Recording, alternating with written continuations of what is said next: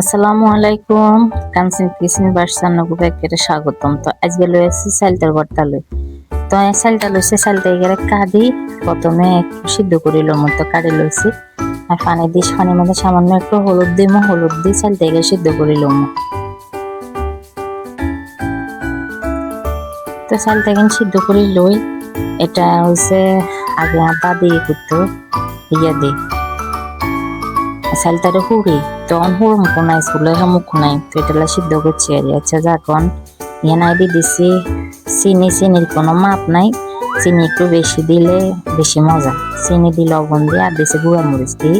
এটা চালটা তো একটু অন্ত নতুন বাইর হয়েছে একটু ডেগা আছে তো এটার চালটালে শাসন লাগে না হাত দিয়ে কষালি লইছে।